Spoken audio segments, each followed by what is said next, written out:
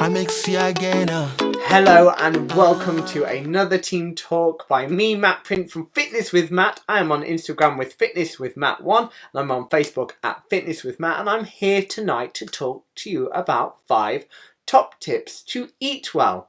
They might not all be something you expect me to mention, but this is part 1 of 2 because I realised when I was doing my top 5 tips that I had more than 5 that I think are helpful and actionable. With everything I talk about, not everything's going to work for you, but these are some overall things that I think you can take and action quite quickly, because I don't want to give you a talk that you come away feeling like you're doing everything wrong. There's no right or wrong in life, or things you should do better but feel kind of helpless. So I hope my tips tonight help you from today to eat well.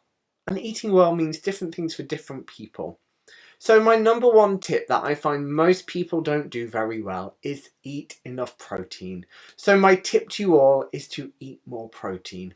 Protein comes in the form of meat substitutes, soya protein. There are lots of vegan proteins out there. It is not all meat. There's dairy, so there's milk, yogurt, fish, eggs.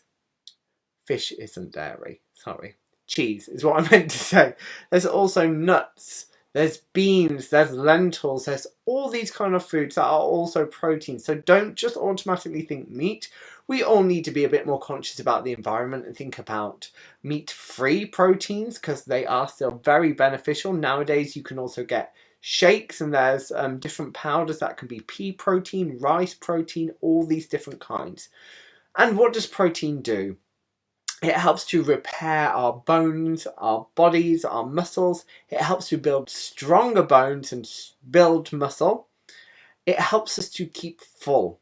So it's a really good, maybe if you're in a calorie deficit, to eat more protein, because it helps to suppress the appetite a bit. And if we are in a calorie deficit, eating more protein can preserve the muscle we have. So if you're trying to eat fewer calories, try and maintain the same amount of protein though, to help you suppress your appetite but also maintain your muscle mass. As we age, it helps to protect us against muscle loss. So it's super important. Now, there are numbers. How much protein should we eat?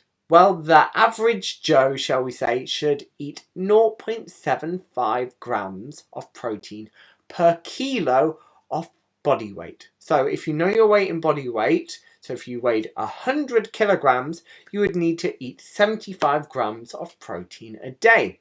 However, if you are trying to lose weight and be in a calorie deficit, it is recommended that you eat more like 1.2 to 1.4 kilos per... No, let me say that again.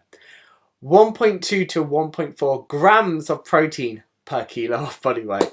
Yeah, not kilos of protein. So, eat more protein. It's going to help you to feel fuller for longer. It's going to help you if you are in a calorie deficit, A, to not feel so hungry, and B, preserve the muscle you have, which is super important. The more muscle we have, the more calories we burn when we move. So if that is a goal for you, that's super important. And if you're trying to build muscle, you can eat even more protein.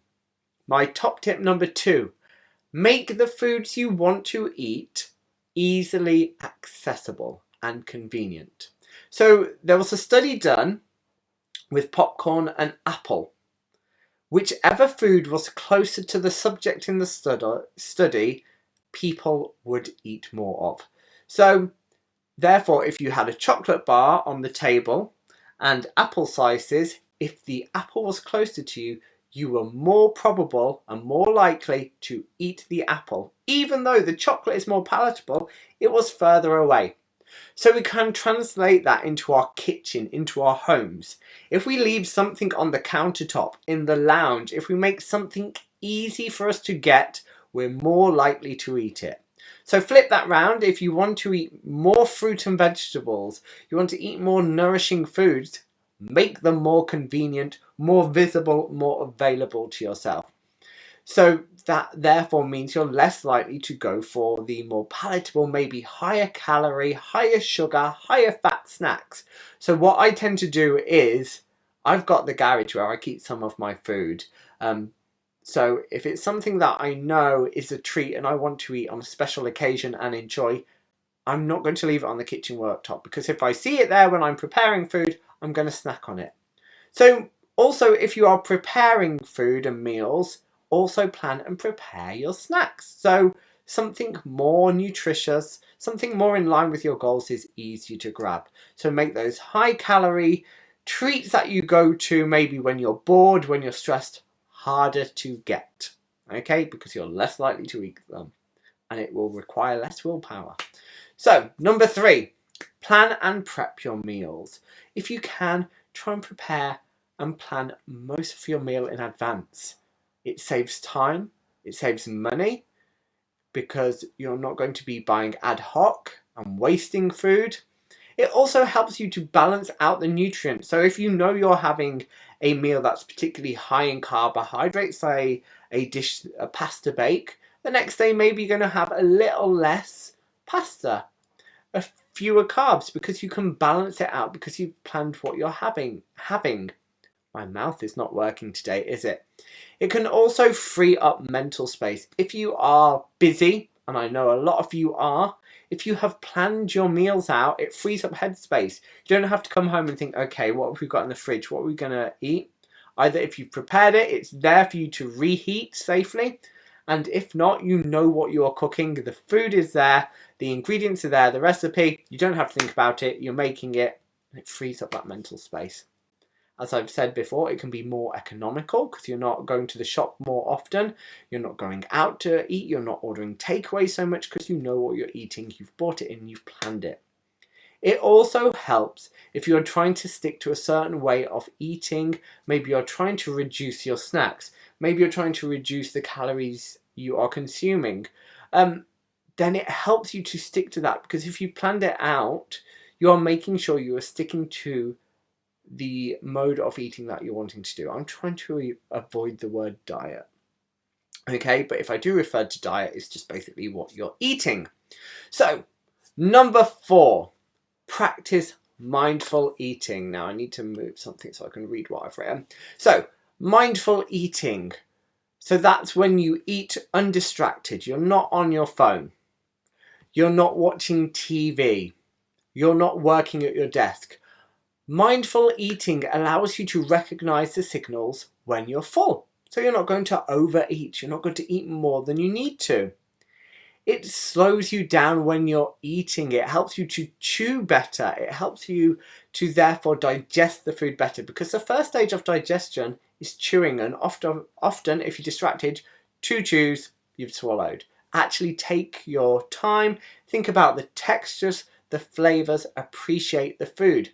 And if you are going to have something that maybe you think is naughty or a cheat or those kind of negative words that we may use around food, maybe you want to have some chocolate, take the time to savor it, to enjoy it.